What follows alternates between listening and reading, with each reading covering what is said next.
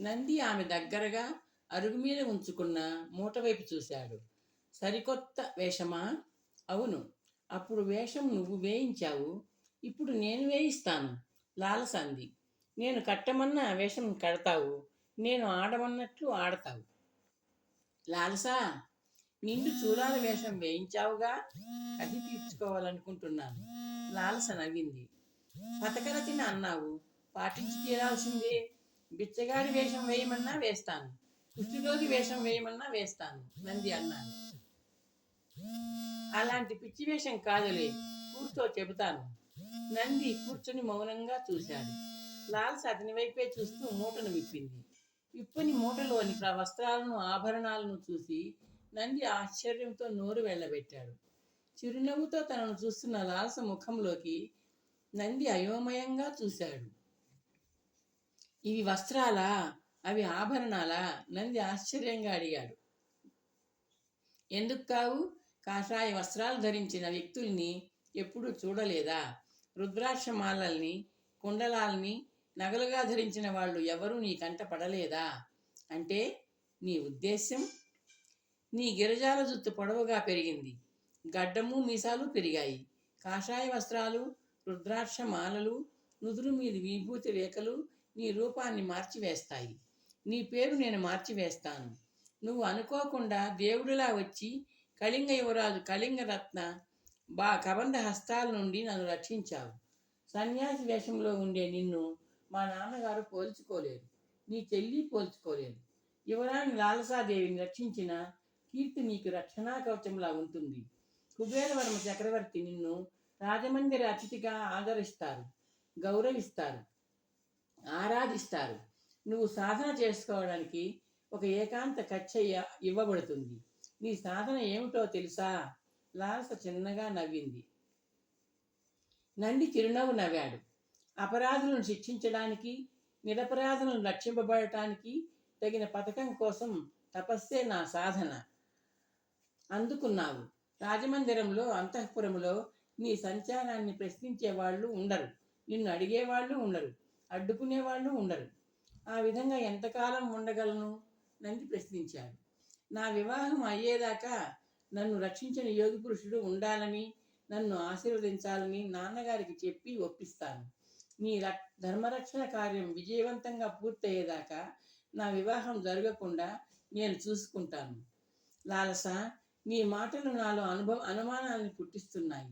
నంది అడ్డు తగులుతూ అన్నాడు. నువ్వు కూడా ఏదైనా పథకం వేస్తున్నావా? నిజం చెప్పు. నీ అనుమానం అర్థమైంది నంది. మనసు పడని మగవాడితో మనువు కోరుకునే మగువు కాదు ఈ లాలస. తన కళ్ళల్లోకి తీక్షణంగా చూస్తున్న లాలస కళ్ళల్లోకి నంది క్షణంపాటు తదేకంగా చూశాడు. అలా అడిగినందుకు అపార్థం చేసుకోవద్దు. నువ్వు నా రక్షకుడివి నంది. నువ్వు ఏమి అడిగినా, ఏమి అన్నా అపార్థం చేసుకోను. నీ పట్ల నా కృతజ్ఞత శాశ్వతం. ఇప్పుడు నీ పథక రచనకు శ్రీకారం. నంది చిరునవ్వు నవ్వుతూ ఆగాడు. ప్రథమ అంశం వేషధారణ. నదీ తీరానికి వెళ్ళాలి. నువ్వు గంగిరెద్దు అవతారాన్ని పరిత్యజించి కొత్త అవతారం ధరించాలి. నేను నిండు గర్భిణి అవతారాన్ని చాలించి ఒక సామాన్య యువతిగా నీ శిష్యురాలిగా అవతరించాలి. నీ నూతన నామధేయం నిత్య నిర్మలానందయోగి.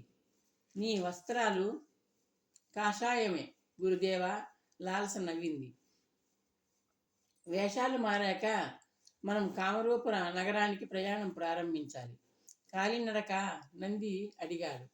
అంత ఓపిక లేదు. ఆ జన్మస్థలం, జన్మనిచ్చిన తల్లిదండ్రులు నన్ను తొందర పెడుతున్నారు. వాయు వేగంతో, కనీసం అశ్వవేగంతో ముందుకు మనం వెళ్ళాలి. అశ్వవేగమా? నంది అన్నాడు. సన్యాసులు, అవధూతలు అశ్వారోహణం చేయరు. గ్రామైక రాత్రంగా ఒక్కొక్క గ్రామంలో ఒక్కొక్క రాత్రి మాత్రమే విడిది చేస్తూ పాదయాత్ర చేస్తారు. నా వల్ల కాదు. అలసట, ఆతృత నన్ను ఆవరించాయి. నూతన వేషాలతో మళ్ళీ ఇక్కడికే వస్తాం. నువ్వు పట్టణంలోకి ప్రగడ వీధిలోకి వెళ్తావు. ఆ వీధి మధ్యలో ఒక ఇంటి ఆవరణలో ఒక అశ్వశకటం ఉంటుంది. ఆ ఇల్లు, ఆ శకటము దేవలుడు అనే వ్యక్తివి. ప్రతిఫలం తీసుకుని దేవలుడు తన అశ్వశకటములలో ప్రయాణికులను గమ్యం చేరుస్తాడు. నీకెలా తెలుసు? నంది ఆశ్చర్యంగా అడిగాడు. తెలుసుకున్నాను. కళ్ళు తెరిచి చూస్తే, చెవులు తెరిచి వింటే, నోరు తెరిచి అడిగితే ఎన్నో తెలుస్తాయి. లాలస నవ్వింది. దేవలుడికి గంగిరెద్దు విక్రయంతో వచ్చిన సొమ్ము ఇస్తే చాలు, రేపు సూర్యోదయం సమయానికి మనల్ని కామరూప నగరానికి చేరుస్తాడు.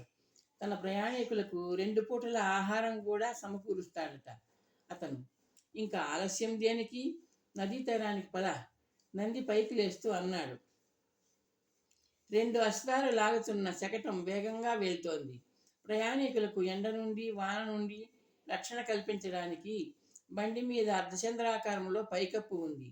బండిలో గడ్డి మీద కంబళి పరిచి ఉంది. కూర్చున్న వాళ్లకు మెత్తటి సౌకర్యం కోసం. లాల్స శకటం లోపల కూర్చుంది. నంది శకటో చోదకుడైన దేవలుడి ప్రక్కన కూర్చుని శకటానికి 2 వైపులా వెనుకకు దూసుకు వెళ్తున్న ప్రకృతిని చూస్తూ ఆనందిస్తున్నాడు. దేవలుడు, లాలస ఇద్దరూ బండి లోపల కూర్చోమని నందిని బలవంతం చేశారు. మా సన్యాసులకు ఎండ ఎండా కాదు, వాన వానా కాదు. ఆ రెండు ఉన్నా లేనట్టే. ద్వంద్వాలకు అతీతం, అతీతులం కదా అన్నాడు నంది. పాత్ర పోషణలో తన నైపుణ్యాన్ని లాల్స్కు నర్మగర్భంగా తెలియజేస్తూ. దారి కీకారణ్యంలోకి చొచ్చుకు వెళ్తోంది. దేవలుడు అశ్వాలు అదిలించాడు. అశ్వాలు వేగంగానే వెళ్తున్నాయి కదా అన్నాడు నంది. చీకటి పడేలోగా దట్టంగా ఉన్న అరణ్య భాగం దాటాలి స్వామి. అశ్విక శకటం దట్టంగా ఉన్న ముళ్ళ పొదల మధ్య మలుపు తిరిగింది. దేవలుడు గుర్రాల్ని హెచ్చరిస్తూనే ఉన్నాడు. అశ్వకటకం మరో మలుపు తిరిగింది. దేవలుడు కళ్ళేలను లాగుతూ వేగాన్ని తగ్గించాడు. అందుకు కారణం దారికి అడ్డంగా విరిగిపడిన చెట్టు బోధె రూపంలో కనిపిస్తోంది. అనుకున్నంత అయిందే. దేవలుడు గొనిగాడు. ఏమిటి నాయనా? నంది అడిగాడు. దేవలుడు సమాధానం చెప్పేలోగా 2 వ్యక్తులు దారికి 2 వైపుల నుండి పొదలను తప్పుకుంటూ దారి మీదికి వచ్చారు. కండలు తిరిగిన శరీరాలు కాటుకు రంగులో మెరుస్తున్నాయి. భుజాల మీదికి జారిన చింపిరి శిరోజాలు, ఎర్రటి కళ్ళు చింతనిప్పుల్లా ఉన్నాయి. మెలితిరిగిన బుర్ర మీసాలు, ఎర్రటి తలపాగాలు, ఎర్రటి వస్త్రాలు బాణల్లాంటి బొజ్జలను చుట్టి పిక్కల దాకా ఉన్నాయి. ఆ రక్తవర్ణ వస్త్రాలు. 2 చేతుల్లోనూ లావుపాటి దుడ్డు కర్రలున్నాయి. కర్రల నిండుగా ఉబ్బెత్తుగా ఉన్న కణుపులు. నంది వాలుగా దేవలుడి వైపు చూశాడు. దేవలుడి ముఖంలో నెత్తురు చుక్కలేదు. అతని శరీరం వణుకుతోంది. నంది 2 పర్వతకాయల వైపు చూశాడు. ఎవరు నాయనా మీరు? దారికి అడ్డంగా చెట్టును మేమే వేశాం బైరాగి, ఒకడు వెటకారంగా నవ్వుతూ అన్నాడు, గారపళ్ళు చూపిస్తూ. ఉన్నదంతా సుంకం కింద ఇచ్చుకుని వెళ్ళిపోండి, రెండవ వ్యక్తి బెదిరింపుగా అన్నాడు. అడవిదారికి సుంకమేమిటన్నా?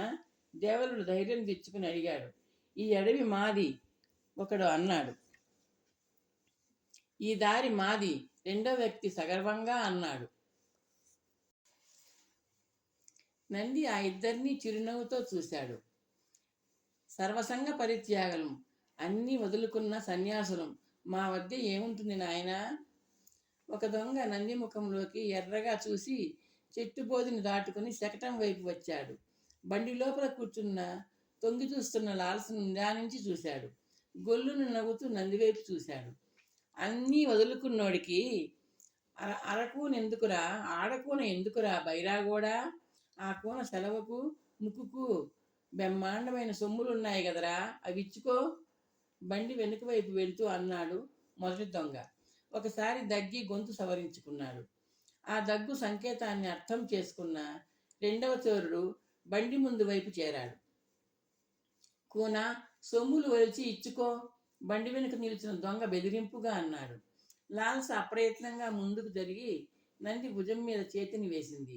నంది నేల మీదికి దూకాడు. బండి వెనుక ఉన్న దొంగ దగ్గరగా వెళ్ళాడు. వాడికి బండికి మధ్య అడ్డుగా నిలుచున్నాడు. వాడి కళ్ళల్లోకి తదేకంగా చూశాడు. దారికి అడ్డంగా వేసిన చెట్టును తీసివేసి దూరంగా వెళ్ళిపోండి. ఏయ్ బైరాగోడా, ఈ కోనలో ఏలుబడి మాదేరా, తిరగబడితే బొమికిలు ఇరుగుతాయి, చెక్కభజన చేయడానికి చేతులు ఎగ్గవు అనక. సుంకం ఇవ్వం, ఏం చేస్తావు? నంది తీక్షణంగా చూస్తూ అన్నాడు.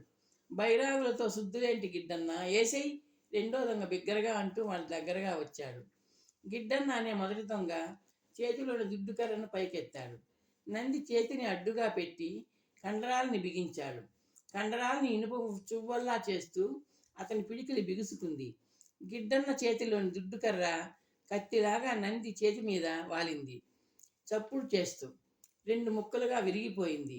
గిడ్డన్న నిర్ఘాంతపోతూ నోరు తెరిచాడు. నంది కుడికాలు సమ్మెటలా గిడ్డన్న మోకాలిని తాకింది. ఎముక విరుగుతూ చప్పుడు చేసింది. గిడ్డన్న భయంకరంగా కేక పెట్టి ముందుకు వంగాడు. రెండవ దొంగ కనుగుడ్లను గుండ్రంగా చేసుకుని క్షణం సేపు ఆశ్చర్యప్రతిమలా ఉండిపోయాడు. తేరుకుని నందివైపు నిప్పులు కక్కుతూ చూశాడు. దుడ్డుకర్ర ఉన్న అతని చెయ్యి పైకి లేచింది. నంది చెయ్యి చివాలను కదిలింది. అతని వేళ్లు దొంగ మణికట్టును చుట్టేశాయి. తన మణికట్టు చుట్టూ పట్టకారులా బిగుస్తున్న నంది వేళ్లను ఆందోళనగా చూశాడు చోరుడు. అతని ప్రయత్నం లేకుండానే దుడ్డుకర్ర పట్టుకున్న అతని వేళ్లు వదులవుతున్నాయి. క్షణంలో దుడ్డుకర్ర నేల మీద పడి చప్పుడు చేసింది. నంది పట్టు మరింత బిగిసింది. దొంగ కెవ్వుమన్నాడు. అతని ఎడమ చేయి నంది వైపు గున్న ఏనుగు తొండంలా సాగింది. నంది కుడిచేతి వేళ్లు అతని మణికట్టు చుట్టూ బిగుసుకున్నాయి. నంది చేతి కదలికలోని వేగం అతని ఆశ్చర్యంలో పడవేసింది. నంది అతని ముఖంలోకి చిరునవ్వుతో చూశాడు.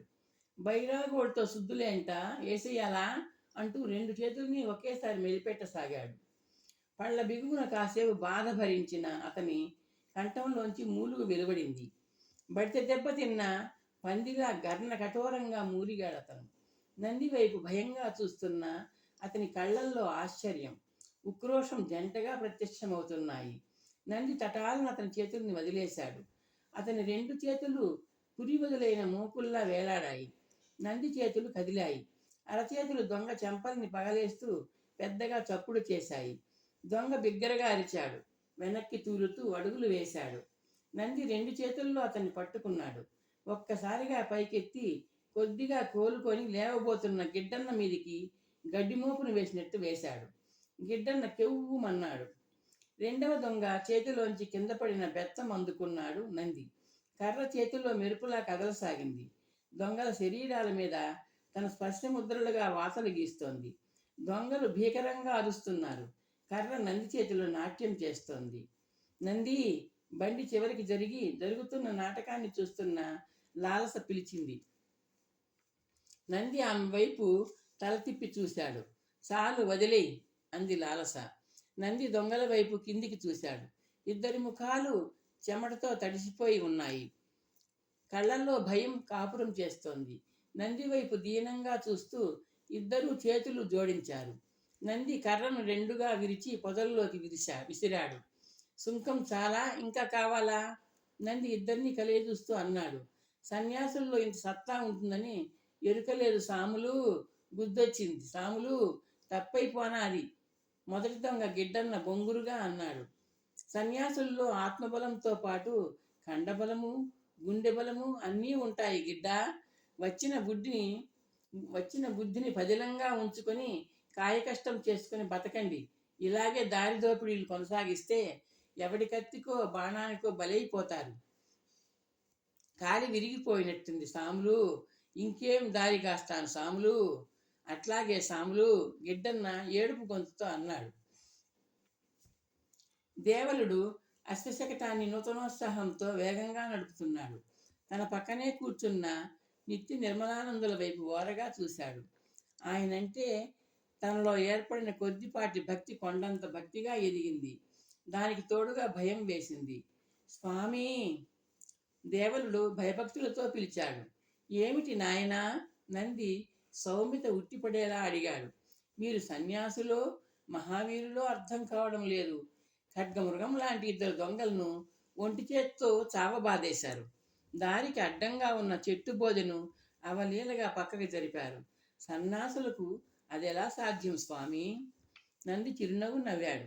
ఆ దొంగలకే చెప్పానుగా నాయనా, మాకు ఆత్మబలం ఉంటుంది, దానితో పాటు గుండె బలం ఉంటుంది, దానికి అనుబంధంగా ఖండబలం ఉంటుంది.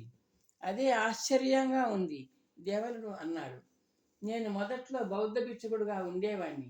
మహాయానం అనే శాఖ నుండి హీనయానం అనే శాఖలోకి మారాను. ఆ శాఖ రక్షణార్థం వజ్రముష్టి అనే యుద్ధ విన్యాసం నేర్పుతుంది. అందులో నేను చక్కటి శిక్షణ పొందానులే. నంది తెలివిగా అన్నాడు. మీ గతం చాలా గొప్పది గురుదేవా అంది నంది మాటలు విన్న లాలస. అవును కళ్యాణి, నా గతం గొప్పదే. నేటి వరకు అడుగు మోపిన ఊరే నా ఊరయింది. మన వేదభూమి అంతా నా జన్మస్థలం అయిపోయింది అనుకున్నాను. నంది నర్మగర్భంగా అన్నాడు. దేశమంతా తమ ఊరే అనుకోవడం, భూమండలమంతా తమ దేశమే అనుకోవడం చాలా గొప్ప ఆలోచన స్వామి.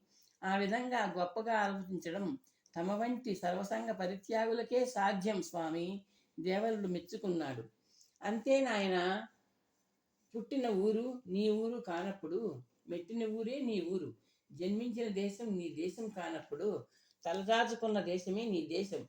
భూలోకమంతా ఒకే కుటుంబం అన్న భావన కదా మనది. నంది చిరునవ్వుతో అన్నాడు.